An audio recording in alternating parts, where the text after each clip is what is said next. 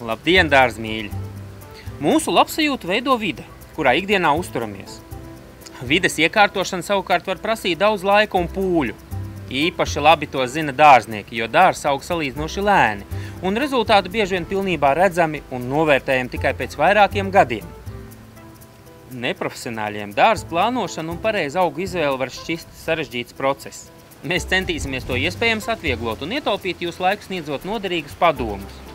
Par dārza plānošanu detalizēti stāstīsim citā sižetā. Šoreiz video vairāk paredzēt tiem, kas nonākuši jau līdz augu iegādei audzētavā. Nonākot stādu tirzniecības laukumā, vai tas būtu dārza centrā, stādaudzētavā vai pie pazīstama kolekcionāra, ir viegli apjukt plašajā augu klāstā. Iepriekš iegūtas zināšanas noteikti jums palīdzēs pašu spēkiem izvērtēt, kuri augi ir kvalitatīvāki, garantēti augs, ziedēs un pildīs savu funkciju. Parādīsim jums, kā jūs to varat novērtēt.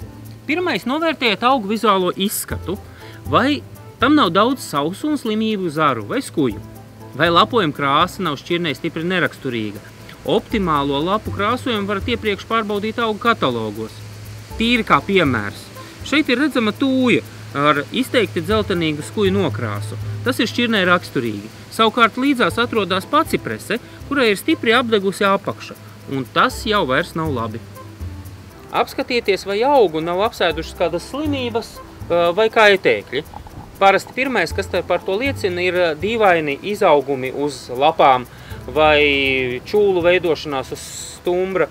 Reizēm veidojas arī sporas un tā saucamā apsārme, puves pazīmes un lapu kalšana bez redzama iemesla.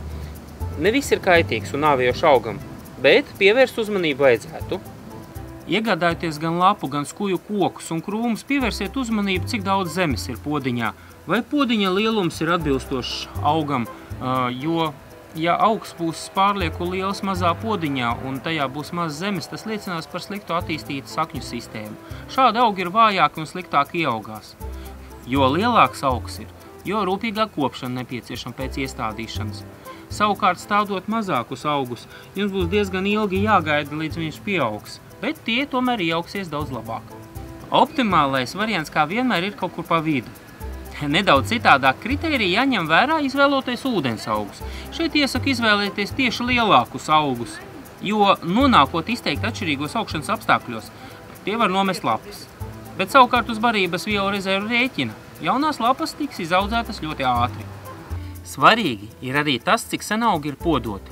Ja tie ir ielikti podiņos pavisam nesen, tad ņemot tos laukā pastāv risks, ka zeme no saknēm nobirs un auga saknes tiks bojātas stādīšanas procesā.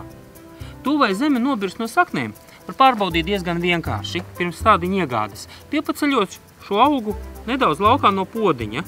Un tad arī mēs redzam, ka šajā gadījumā, redziet, saknes sāk jau atbrīvoties no zemes, un šādu augu nevajadzētu stādīt uzreiz, vai arī stādīt ļoti, ļoti rūpīgi.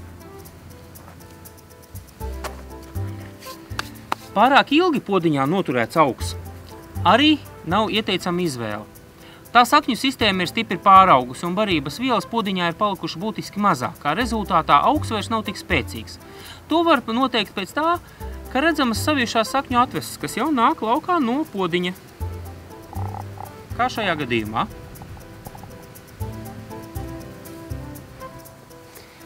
Audzētavās augi tiek tirgoti vai nu konteineros, vai kā kailsakņi. Ko gan labāk izvēlēties?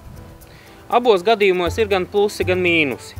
Konteineru stādu varēsiet stādīt visu gadu, kad augsne nav sasalusi.